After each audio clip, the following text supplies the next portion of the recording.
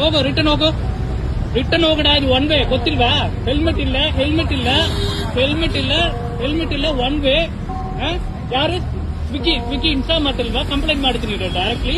Traffic ಪೊಲೀಸಲ್ಲಿ video ಕೊಡ್ತೀನಿ ನಾನು. ಹೋಗು ರಿಟರ್ನ್ ಹೋಗು. ಗಾಡಿಗಳೆಲ್ಲ ಹಿಡಿತಿದ್ರೆ ಇವತ್ತು ಸರ್ ನಮ್ಮ ಸೀನಿಯರ್ ಆಫೀಸರ್ ಟೈಟಲ್ ಸಾಹೇಬ್ರು, ನಮ್ಮ ಡಿ ಚೀಫ್ ಸಾಹೇಬ್ರು, ನಮ್ಮ ಎ ಚೀಫ್ ಸಾಹೇಬ್ರು, ಓಕೆ ಆಮೇಲೆ ನಮ್ದು ಆದೇಶ ಇದೆ ಜೊಮ್ಯಾಟೊ ಸ್ವಿಗ್ಗಿ ಗಾಡಿ ಹಿಡಿದಿ ಅಂತ ಹಿಡಿದ್ಬಿಟ್ಟು ಪ್ರಾಬ್ಲಮ್ ಆಗಿದೆ ಅಂತ ಹಿಡಿತಿದ್ದಾರೆ ಸರ್. ಹಾಯ್ ಫ್ರೆಂಡ್ಸ್, ಎಲ್ಲರಿಗೂ ನಮಸ್ಕಾರ. ನಾನು ನಿಮ್ಮ ಪ್ರೀತಿಯ ರಘು. ಮತ್ತೊಂದು ವಿಡಿಯೋಗೆ ಸ್ವಾಗತ. ಈಗಾಗಲೇ ನೀವು ಇನ್ಸ್ಟಾಗ್ರಾಮಲ್ಲಿ ನೋಡಿರ್ಬೋದು, ಸ್ವಿಗ್ಗಿ ಝೊಮ್ಯಾಟೊ ಗಾಡಿಗಳನ್ನ ಸೀಸ್ ಮಾಡ್ತಾ ಇದ್ದಾರೆ ಅಂತ. ನಿನ್ನೆಯಿಂದನೂ ವಿಡಿಯೋ ಹರಿದಾಡ್ತಾ ಇದೆ. ಮತ್ತು ಎಲ್ಲೋ ಬೋರ್ಡ್ ಇರೋರು ಮಾತ್ರ ಸ್ವಿಗ್ಗಿ ಝೊಮ್ಯಾಟೊ ಮಾಡಬೇಕು ಅನ್ನೋ ಒಂದು ನ್ಯೂಸ್ ಕೂಡ ಹರಿದಾಡ್ತಾ ಇದೆ. ಅದ್ರ ಬಗ್ಗೆ ಒಂದು ವಿಡಿಯೋ ಮಾಡೋಣ ಅಂತ ಮಾಡ್ತಾಯಿದ್ದೀನಿ.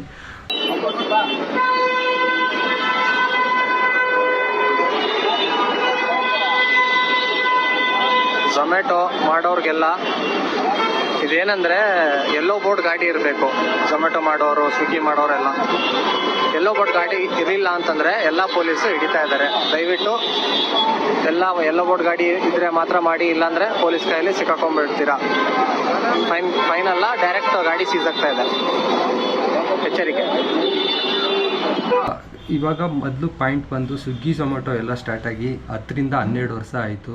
ಫುಡ್ ಆನ್ಲೈನ್ ಡೆಲಿವರಿ ಎಲ್ಲ ಸ್ಟಾರ್ಟಾಗಿ ಆವಾಗಿಂದ ಇಲ್ಲದೆ ಇರೋದು ಇವಾಗ ಸ್ಟಾರ್ಟ್ ಆಗಿದೆ. ಮತ್ತು ಸ್ವಿಗ್ಗಿ ಝೊಮ್ಯಾಟೊ ಕಂಪ್ನಿ ಬಂದು ಪಬ್ಲಿಕ್ ಸೆಕ್ಟರ್ ಕಂಪ್ನಿ ಇವಾಗ. ಅಂದರೆ ಪಬ್ಲಿಕ್ ಎಲ್ಲ ಇನ್ವೆಸ್ಟ್ಮೆಂಟ್ ಮಾಡಿ ನಡೆಸ್ತಾ ಇರುವಂಥ ಕಂಪ್ನಿ. ಅಂದರೆ ನಿಮಗೆ PSC NSE ಶೇರ್ ಮಾರ್ಕೆಟ್ ಗೊತ್ತಿರುತ್ತೆ. 1.5 ವರ್ಷದಿಂದ ಶೇರ್ ಮಾರ್ಕೆಟಿಗೆ ಬಂದಿರೋ ಕಂಪ್ನಿ. ಈ ಕಂಪ್ನಿಲಿ ಇದೇ ಥರ ಯಾವುದಾದ್ರು ಇಶ್ಯೂಗಳು ಬಂದರೆ ಮೇನ್ ಹೈಲೈಟ್ ಆಗಿ ನ್ಯೂಸಲ್ಲೆಲ್ಲ ಬರುತ್ತೆ, ಮತ್ತು ಪಬ್ಲಿಕ್ ನೋಟಿಸ್ ಎಲ್ಲ ಬರುತ್ತೆ ಕಂಪ್ನಿಯಿಂದ ಕೂಡ. ಈ ಇಶ್ಯೂ ಬಂದು ಎಲ್ಲೋ ಬೋರ್ಡು ಇಶ್ಯೂ ಅಲ್ಲ. ಕ್ಲಿಯರಾಗಿ ಹೇಳ್ತಾ ಇದ್ದೀನಿ, ಇದು ಎಲ್ಲೋ ಬೋರ್ಡ್ ಇಶ್ಯೂ ಅಲ್ಲವೇ ಅಲ್ಲ. ಕೆಲವೊಬ್ಬರು ರೀಲ್ಸಲ್ಲಿ ಮಾಡಿ ಹಾಕಿದ್ರು, ಅವ್ರಿಗೆ ಇನ್ಫಾರ್ಮೇಷನ್ ಇಲ್ಲ ಅನಿಸುತ್ತೆ, ವಿಡಿಯೋ ಟಕ್ ಅಂತ ಮಾಡಿ ಹಾಕ್ಬಿಟ್ಟಿದ್ದಾರೆ. ಇದು ಬಂದು ಬೆಂಗಳೂರಲ್ಲಿ ಕೆಲವೊಂದು ಏರಿಯಾಗಳಲ್ಲಿ ಗಾಡಿಗಳನ್ನ ಮೇಲಧಿಕಾರಿಗಳ ಆದೇಶದ ಮೇಲೆ ಸೀಸ್ ಮಾಡಿದ್ದಾರೆ ಅಂತ ಇಲ್ಲೊಬ್ಬರು ಪೊಲೀಸವರು ಹೇಳಿದ್ದಾರೆ. ಆ ವಿಡಿಯೋ ಕೂಡ ಹಾಕ್ತೀನಿ, ನೋಡ್ಬೋದು. ಮತ್ತು ಈ ಗಾಡಿ ಹಿಡಿಯೋಕ್ಕೆ ಕಾರಣಗಳು ಏನು ಅನ್ನೋದನ್ನ ಎಕ್ಸ್ಪ್ಲೈನ್ ಮಾಡ್ತಾ ಹೋಗ್ತೀನಿ. ಎಗನೆ ಟೂನೇ ಬರ್ತಾರೆ. ಓಕೆ, ಆಮೇಲೆ ಮೊಬೈಲ್ ಯೂಸ್ ಮಾಡ್ತಾರಾ? ಮೊಬೈಲ್ ಯೂಸ್ ಮಾಡ್ತಾರೆ. ಓಕೆ, ಸೊ ಹಾಗಾಗಿ ಎಲ್ಲ ಹೌದು ಸರ್. ಸೊ ಬೆಂಗಳೂರಲ್ಲಿ ಏನಿದೆ ಎಲ್ಲ ಕಡೆ ಹಿಡಿದು. ಓಕೆ, ಮೊದಲದಾಗಿ ಈ ಗಾಡಿಗಳು ಎಲೆಕ್ಟ್ರಿಕ್ ಗಾಡಿಗಳು ಯಾವಾಗ ಸ್ಟಾರ್ಟ್ ಆಯಿತು ಆವಾಗ ಪಬ್ಲಿಕ್ ಅಲ್ಲಿ ರೋಡ್ಗಳಲ್ಲಿ ಸ್ವಲ್ಪ ವೈಲೆನ್ಸ್ಗಳು ಜಾಸ್ತಿ ಆಯಿತು. ಏನಂದರೆ ಈ ಎಲೆಕ್ಟ್ರಿಕ್ ಗಾಡಿಗಳು ಬಂದು ನಂಬರ್ ಪ್ಲೇಟ್ ಇಲ್ಲ. ಅಂದರೆ ಇವಾಗ 40 ಕಿಲೋಮೀಟ್ರ್ ಸ್ಪೀಡ್ ಲಿಮಿಟ್ ಇದ್ದರೆ ಅದಕ್ಕೆ ನಂಬರ್ ಪ್ಲೇಟು, ಆ ಗಾಡಿಗೆ ಯಾವುದೇ ಥರ ಡಾಕ್ಯುಮೆಂಟ್ಸ್ಗಳು ಅಂದರೆ RC ಬುಕ್ ಆಗಲಿ DL ಇಲ್ದೇ ಗಾಡಿಗಳನ್ನ ಓಡಿಸ್ಬೋದಾಯಿತು. ಆ ಥರ ಇದರಲ್ಲಿ ತುಂಬ ಜನ ಗಾಡಿಗಳನ್ನ ತಗೊಂಡು ಯೂಲೋ ಗಾಡಿಗಳು ಎಕ್ಸಾಂಪಲ್ಲು, ಮತ್ತು ಜಿಪ್ಪಿ ಬೇರೆ ಬೇರೆ ಕಂಪ್ನಿಗಳು ಪ್ರೊವೈಡ್ ಮಾಡುತ್ತೆ. ಈ ಕಂಪ್ನಿಗಳು ಗಾಡಿಗಳೆಲ್ಲ ತಗೊಂಡು ಏನು ಮಾಡ್ತಾಯಿದ್ರು, DL ಇಲ್ಲದೆ ಎಲ್ಲ ಇಲ್ಲದೇ ಓಡಿಸ್ತಾಯಿದ್ರು. ಅವರು ಟ್ರಾಫಿಕ್ ವೈಲೆನ್ಸ್ ಅಂದರೆ ತುಂಬ ಮಾಡ್ತಾಯಿದ್ರು. ಈ ಥರ ಗಾಡಿಗಳಿಗೆ ಯಾವುದೇ ಥರ ಡಾಕ್ಯುಮೆಂಟ್ಸ್ ಬೇಡ, DL ಬೇಡ ಅನ್ನೋ ಕಾರಣಕ್ಕೋಸ್ಕರ ವೈಲೆನ್ಸ್ಗಳು ತುಂಬ ನಡೀತಾಯಿತ್ತು. ಫುಟ್ಪಾತಲ್ಲಿ ಹೋಗೋದು, ಮತ್ತು ಫುಟ್ಪಾತಲ್ಲಿ ಪಾರ್ಕಿಂಗ್ ಮಾಡೋದು, ಒನ್ ವೇಲಿ ಹೋಗೋದು, ಈ ಥರ ಇಶ್ಯೂಗಳು. ಮತ್ತು ಫೋನ್ಗಳನ್ನ ಕೈಯಲ್ಲಿ ಹಿಡ್ಕೊಂಡು ಲೊಕೇಶನ್ ನೋಡ್ಕೊಂಡು ಹೋಗೋದು, ಫೋನಲ್ಲಿ ಮಾತಾಡೋದು, ಈ ಥರ ಎಲ್ಲ ಇಶ್ಯೂಗಳು ಆಗ್ತಾಯಿತ್ತು. ಪಬ್ಲಿಕ್ಕಿಂದನೂ ಕೂಡ ಕಂಪ್ಲೇಂಟ್ ಕೂಡ ಹೋಗಿತ್ತು. ಆ ವಿಡಿಯೋನೂ ಹಾಕ್ತೀನಿ ನೋಡಿ. ಹೋಗು ರಿಟರ್ನ್ ಹೋಗು. ರಿಟರ್ನ್ ಹೋಗಡ. ಇದು ಒನ್ ವೇ ಗೊತ್ತಿಲ್ವಾ? ಹೆಲ್ಮೆಟ್ ಇಲ್ಲ, ಹೆಲ್ಮೆಟ್ ಇಲ್ಲ, ಹೆಲ್ಮೆಟ್ ಇಲ್ಲ, ಹೆಲ್ಮೆಟ್ ಇಲ್ಲ, ಒನ್ ವೇ. ಯಾರು ಸ್ವಿಗ್ಗಿ ಇನ್ಫಾರ್ಮ್ ಮಾಡ್ತಿಲ್ವಾ? ಕಂಪ್ಲೇಂಟ್ ಮಾಡ್ತೀನಿ ಡೈರೆಕ್ಟ್ಲಿ. ಟ್ರಾಫಿಕ್ ಪೊಲೀಸಲ್ಲಿ ವಿಡಿಯೋ ಕೊಡ್ತೀನಿ ನಾನು. ಹೋಗು ರಿಟರ್ನ್ ಹೋಗು. ಹೋಗಡ. ರಿಟರ್ನ್ ಹೋಗಿದ್ರೆ ಇಲ್ವಾ? ನಾ ಮೂವ್ ಆಗಿಲ್ಲ. ಹೋಗು ರಿಟರ್ನ್ ಹೋಗು.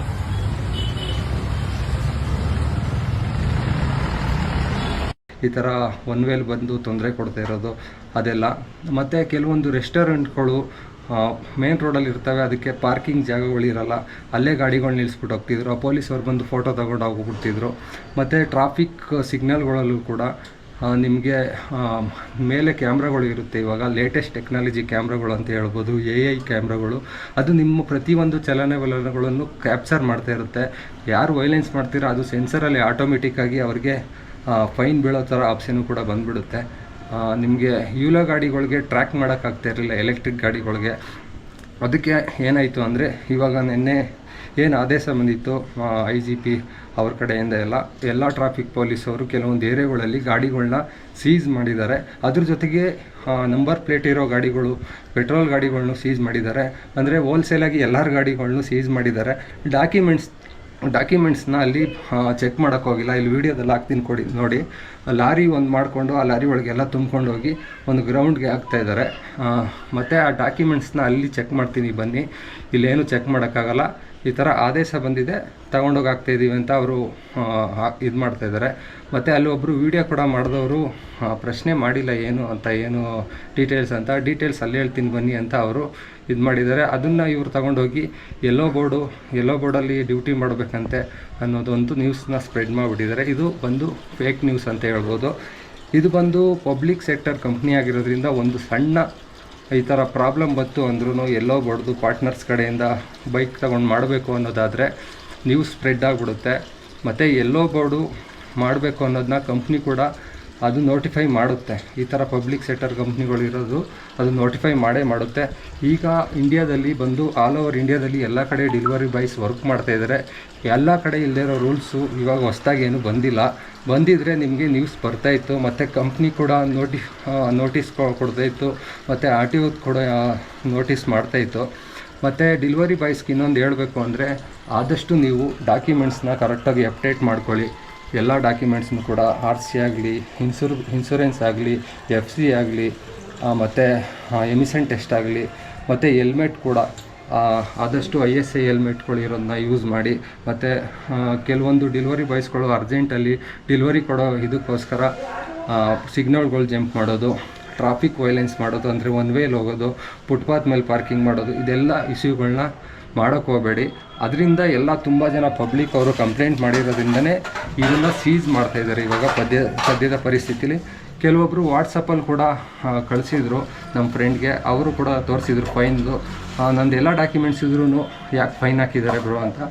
ಏನಕ್ಕೆ ಫೈನ್ ಹಾಕಿದ್ದಾರೆ ಅನ್ನೋದಾದರೆ ಹೋಲ್ಸೇಲಾಗಿ ಎಲ್ಲ ಗಾಡಿನೂ ಒಂದು ಟ್ರಕ್ ತಗೊಂಡೋಗಿ ಇಳಿಸಿದಾರಲ್ಲ, ಅದಕ್ಕೋಸ್ಕರ ಫೈನ್ ಹಾಕಿದ್ದಾರೆ.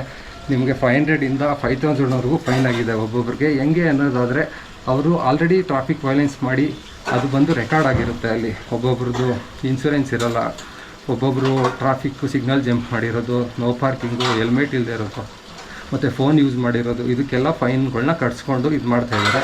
ಮತ್ತು ಗಾಡಿಗಳು ಸೀಸ್ ಮಾಡಿರೋದನ್ನ ಏನು ರಿಟರ್ನ್ ಕೊಡ್ತಾಯಿಲ್ಲ ಅಂತೆಲ್ಲ ರಿಟರ್ನ್ ಕೊಡ್ತಾಯಿದ್ದಾರೆ, ಫೈನ್ ಕಟ್ಸ್ಕೊಂಡು ಕೊಡ್ತಾಯಿದ್ದಾರೆ. ಮತ್ತು ಈ ಫೇಕ್ ನ್ಯೂಸ್ನ ಯಾರೂ ನಂಬಕ್ಕೆ ಹೋಗಬೇಡಿ. ಈ ಥರ ಎಲ್ಲೋ ಬೋರ್ಡು ಆ ಥರ ಏನಿಲ್ಲ. ಆರಾಮಾಗಿ ಡ್ಯೂಟಿ ಮಾಡಿ ಮತ್ತು ಟ್ರಾಫಿಕ್ ರೂಲ್ಸ್ನ ಫಾಲೋ ಮಾಡಿ. ಈ ಥರ ಪ್ರಾಬ್ಲಮ್ಗಳು ಏನೂ ಬರೋಲ್ಲ. ಎಲ್ಲ ಸ್ಟೇಟಲ್ಲಿ ಇಲ್ಲದೇ ಇರೋ ಪ್ರಾಬ್ಲಮ್ಮು ಬೆಂಗಳೂರಿಗೆ ಬರ್ತಾಯಿದೆ ಅಂತ ಏನೂ ಇಲ್ಲ. ಅದು ಬರೋದಿದ್ದರೆ ನೋಟಿಫೈ ಮಾಡಿ. All over Karnataka, all over India ಎಲ್ಲೋ ಬೋರ್ಡ್ ಮಾಡಬೇಕು ಅನ್ನೋದನ್ನ ಒಂದು ನ್ಯೂಸ್ ಬರ್ತಾಯಿತ್ತು. ಕಂಪ್ನಿ ಕೂಡ ಈ ಥರ ನ್ಯೂಸ್ಗಳನ್ನ ಕೊಡ್ತಾಯಿತ್ತು. ಈ ಥರ ಏನೂ ಇಲ್ಲ. ಆದರೂ ಕೂಡ ಕಮರ್ಷಿಯಲ್ ಪರ್ಪಸ್ಗೋಸ್ಕರ ನಮ್ಮ ಪರ್ಸ್ನಲ್ ಗಾಡಿಗಳನ್ನ ಯೂಸ್ ಮಾಡೋದು ತಪ್ಪಿದೆ. ಆದರೆ ಇಂಡಿಯಾದಲ್ಲಿ ಇರೋ ಈ ಥರ ಅನ್ಎಂಪ್ಲಾಯ್ಮೆಂಟ್ಗೋಸ್ಕರ ಗೌರ್ಮೆಂಟ್ ಕೂಡ ಪ್ರಶ್ನೆ ಮಾಡೋಕ್ಕೋಗಲ್ಲ. ಯಾಕಂದರೆ ಗೌರ್ಮೆಂಟ್ ಅವ್ರಿಗೆ ಯಾಕೆ ಸ್ಕೀಮ್ಗಳೆಲ್ಲ ಕೊಡ್ತಾಯಿದ್ರು.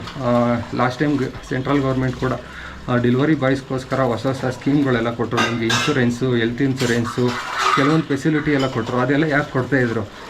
ಅವ್ರಿಗೆ 99% ಇದರಲ್ಲಿ ವರ್ಕ್ ಮಾಡ್ತಾ ಇರೋರದೆಲ್ಲ ವೈಟ್ ಬೋರ್ಡ್ ಗಾಡಿಗಳೇ. ಎಲ್ಲರಿಗೂ ಗೊತ್ತಿದೆ. ಯಾರಿಗೆ ಈ ಥರ ಪ್ರಾಬ್ಲಮ್ ಆಗಿದೆ ಅನ್ನೋದನ್ನು ಕಾಮೆಂಟ್ ಮಾಡಿ. ನಿಮ್ಮ ಗಾಡಿ ಕೂಡ ಸೀಸ್ ಆಗಿದರೆ ಯಾವ ಥರ ಫೈನ್ ಕೊಟ್ಟು ಬಿಡಿಸ್ಕೊಬಂದ್ರಿ ಅನ್ನೋದನ್ನು ಕಾಮೆಂಟ್ ಮಾಡಿ. ವಿಡಿಯೋ ಹೇಗನ್ನಿಸ್ತು ಏನು ಅನ್ನೋದನ್ನ ಕಮೆಂಟ್ ಮಾಡಿ ಫ್ರೆಂಡ್ಸ್. ಇದೇ ಥರ ಮುಂದಿನ ವಿಡಿಯೋದಲ್ಲಿ ಸಿಗ್ತೀನಿ. ಅಲ್ಲಿವರೆಗೂ ಟೇಕ್ ಕೇರ್, ಬೈ ಬಾಯ್. ನಾನು ನಿಮ್ಮ ಪ್ರೀತಿಯ ರಘು.